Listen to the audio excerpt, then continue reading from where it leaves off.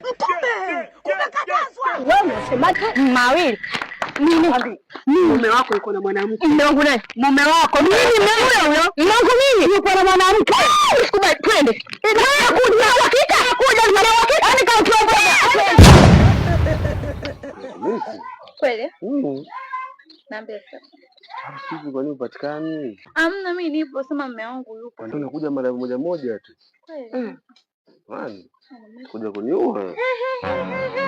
Na wangu wewe na huyu vipi tena? Mke wangu. Usi anakudai na mchezo? Mke wangu. Huyu alikuwa anaondoka, mimi ndo nimemsimamisha. Kwani unamdai shilingi ngapi mke wangu nikulipie? Wangu kichochoroni mume wangu natia mimi aibu. Mke wangu mimi kufanyia aibu.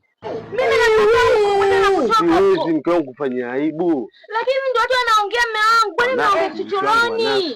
Kujigombanisha hao. Sawa, hata kama kichochoroni mume wangu, basi mngeongelea hata nyumbani. Kwani mnaongelea kichochoroni? Kwa hilo mke wangu kweli.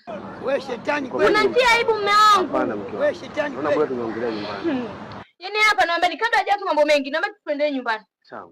Twende nyumbani. Lakini wakati nampa hela atabidi tuache. Nitaacha mume wangu, lakini bado tumeshafika nyumbani. Twende. Fumba nina zeni.